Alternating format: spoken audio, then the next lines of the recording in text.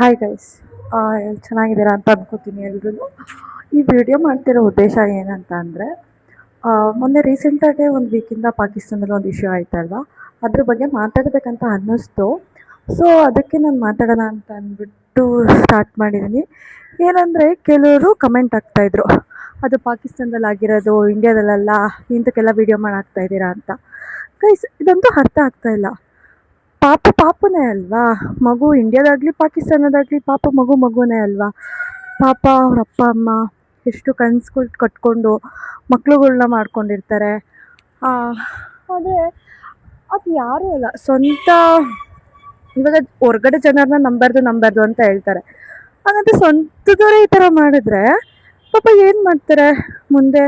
ಎಷ್ಟು ಕೆಟ್ಟದಾಗಿದೆ ಪರಿಸ್ಥಿತಿ ಅಂತ ಅಂದರೆ, ಇಂಡಿಯಾದಲ್ಲಾಗಲಿ ಪಾಕಿಸ್ತಾನ ಅದರ್ ಕಂಟ್ರೀಸ್ ಯಾವುದೇ ಆಗಿರಲಿ, ಎಷ್ಟು ಕೆಟ್ಟದಾಗೆ ಸಮಾಜ ನಡೆಸ್ಕೋತಿದ್ದಾರೆ ಎಲ್ರೂ ಅಂತ ಅಂದರೆ, ಹಂಗಂದ್ರೆ ಹೆಣ್ಮಕ್ಳಿಗೆ ಸ್ವತಂತ್ರನೇ ಇಲ್ವಾ? ಹೆಣ್ಮಕ್ಳು ಇವಾಗ ಕೆಲವ್ರು ಹೇಳ್ತಾರೆ ಅರ್ಧ ಬಟ್ಟೆ ಹಾಕೋತಾರೆ, ಸೊ ರೇಪ್ ಮಾಡ್ತಾರೆ, ಮಿಡ್ನೈಟಲ್ಲೆಲ್ಲ ಓಡಾಡ್ತಾರೆ. ಸರಿ, ಆ ಮಗು ಎಲ್ಲೋಗಿತ್ತು? ಆ ಮಗುಗೆ ನಡೆಯೋಕ್ಕೂ ಬರೋಲ್ಲ, ಮಾತು ಬರೋಲ್ಲ. ಆ ಮಗು ಎಲ್ಲೋಗಿತ್ತು? ಯಾವ ಬಟ್ಟೆ ಹಾಕ್ಕೊಂಡಿತ್ತು? ಯಾವುದೇ ಆದರೂ ಮಗುನೇ ಗೈಸ್, ಅರ್ಥ ಮಾಡ್ಕೊಳ್ಳಿ. ಕಮೆಂಟ್ ಮಾಡಬೇಡಿ. ಯಾರೇ ವಿಡಿಯೋ ಮಾಡಿ ಹಾಕಿದ್ರು ಅದ್ರ ಬಗ್ಗೆ ಒಂದು ಫೀಲಿಂದ ಹಾಕಿರ್ತಾರೆ. ಸೊ ಅದಕ್ಕೆ ಕೆಲವರು ಕಮೆಂಟ್ ಹಾಕ್ತಾರೆ, ಹುಡುಗಿಗೆ ಪಿಡ್ಸ್ ಬಂದಿದೆ ಅಂತ ಕಮೆಂಟ್ ಹಾಕ್ತಾರೆ. ಅದಕ್ಕೆ ಏನೋ ಪಿಡ್ಸು, ಸ್ಟ್ರೋಕು, ಅದು ಇದು ಪಾಕಿಸ್ತಾನದಲ್ಲಾಗಿರೋದು, ಅದು ಇಂಡಿಯಾದಲ್ಲ, ನೀವುಗಳು ಯಾಕೆ ಹಾಕ್ತೀರಾ ಅಂದ. ಇವಾಗ ಅದೇ ಪರಿಸ್ಥಿತಿ ಅವ್ರ ಮನೆಗಳಲ್ಲಾಗಲಿ ಇಲ್ಲ ಅವ್ರ ರಿಲೇಟಿವ್ಸಲ್ಲಾಗಲಿ ಯಾವುದಾದ್ರೂ ಆಗಿದ್ರೆ ಸುಮ್ಮನೆ ಇರ್ತಾಯಿದ್ರಾ? ಇಲ್ಲ ಅಲ್ವಾ? ಹಾಗೆ ಗೈಸ್, ಯಾವುದೇ ಆಗಲಿ ಮಗುನೇ. ಇದು ಸಪೋರ್ಟ್ ಮಾಡಿ ಗೈಸ್. ಪಾಪ ಅವ್ರ ಅಮ್ಮ ಅವರಪ್ಪ ಅವರೆಲ್ಲ ಎಷ್ಟು ಕೊರಗ್ತಾ ಇರ್ತಾರೆ. ಸ್ವಂತದವರೇ ಈ ಥರ ಮಾಡಿದ್ರು ಅಂತಂದರೆ ಹೆಂಗೆ? ಯೋಚನೆ ಮಾಡಿಬಿಟ್ಟು ಕಮೆಂಟ್ಗಳು ಮಾಡಿ. ಕೆಲವೊಂದು ಇದು ನೋಡಿದೆ, ಕಮೆಂಟ್ಸ್ಗಳು ನೋಡಿದೆ. ಕೆಲವ್ರು ಯಾರೋ ಒಬ್ಬರು, ಯಾರಂತ ಪರ್ಟಿಕ್ಯುಲರ್ ಆಗಬೇಡ, ಕೆಲವರು ಅವ್ರಿಗೆ ಪಿಟ್ಸ್ ಬಂದಿದೆ, ಅವ್ರಿಗೆ ಸ್ಟ್ರೋಕ್ ಆಗಿದೆ, ಅದು ಫುಲ್ ಸುಳ್ಳು, ಫೇಕು. ಅಲ್ಲ ಗೈಸ್, ಸೋಷಿಯಲ್ ಮೀಡಿಯಾದಲ್ಲಿ ಇದ್ದೀರಾ ಅಲ್ವಾ, ನೋಡ್ತಿದ್ದೀರಾ ಅಲ್ವಾ ಅಷ್ಟು ಜನ ಅದು ಹೆಂಗೆ ಆಗ್ತಿದೆ ಅಂತ ಅಂದರೆ, ಆ ಹುಡ್ಗಂಗೆ ಏನು ಶಿಕ್ಷೆ ಆಗಬೇಕೋ ಆಗಿದೆ, ಅದು ಓಕೆ ಪರವಾಗಿಲ್ಲ. ಆದರೆ ಅದೇ ಥರ ಮುಂದೆ ಆಗಬಾರ್ದು ಅಂದರೆ ಯಾವುದೇ ಕಂಟ್ರಿಲಾಗಲಿ ಅದಕ್ಕೊಂದು ಸ್ಟ್ರಿಕ್ಟ್ ಆ್ಯಕ್ಷನ್ ತೊಗೊಬೇಕು. ಇಂಡಿಯಾದಲ್ಲಾಗಲಿ ಪಾಕಿಸ್ತಾನ, ಅಮೇರಿಕಾ, ಯಾವುದೇದ್ರಲ್ಲಾಗಲಿ ಕೆಲವೊಂದು ಕಂಟ್ರಿಲಿ ಈ ಥರ ಆದರೆ ರೋಡಲ್ಲೇ ಇದು ಮಾಡ್ತಾರೆ.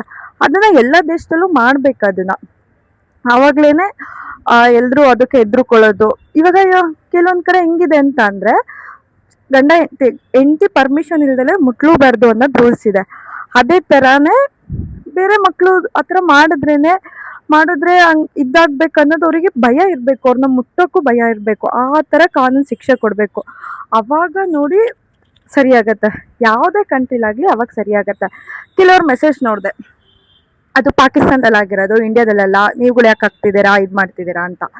ಗೈಸ್, ಪಾಕಿಸ್ತಾನ ಆಗಲಿ ಇಂಡಿಯಾ ಆಗಲಿ ಮಗುನೇ ಅಲ್ವಾ.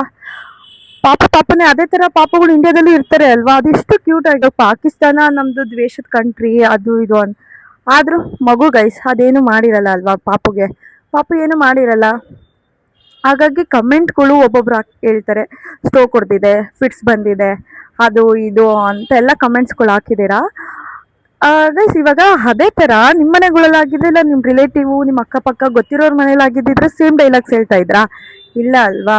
ಯಾವುದೇ ಆಗಲಿ ಅಪ್ಪ ಅಮ್ಮ ಒಂದು ಮಗುನ ಎತ್ ಮಾಡ್ಬೇಕಾರೆ ಎಷ್ಟೋ ದೇವ್ರುಗಳ್ದು ಅರ್ಕೆಗಳು ಮಾಡ್ಕೊಂಡು ಇದು ಮಾಡ್ಕೋತಾರೆ. ಸೊ ಅದು ಯಾರೇ ಆಗಲಿ ಅವ್ರ ಅಪ್ಪ ಅಮ್ಮಂಗೆ ಎಷ್ಟು ಬೇಜಾರಾಗ್ತಾ ಇರುತ್ತೆ.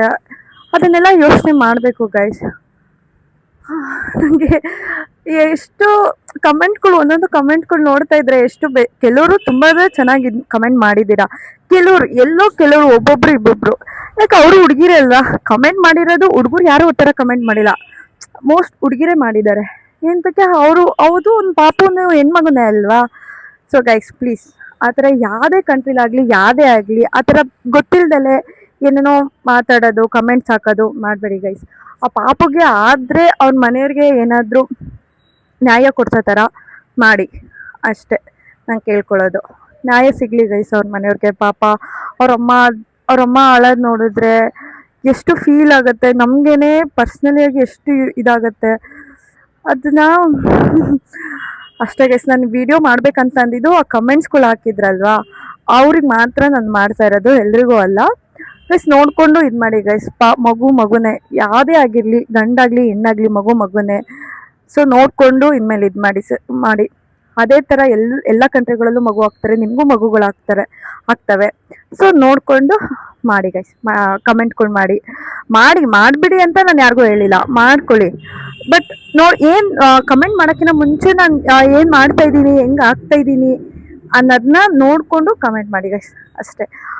Thank you guys. ನಾನು ಆ ವಿಡಿಯೋಗೆ ತುಂಬ ಸಪೋರ್ಟ್ ಮಾಡಿದ್ದೀರಾ. Thank you so much. ಹೀಗೆ ಸಪೋರ್ಟ್ ಮಾಡ್ತಾಯಿರಿ.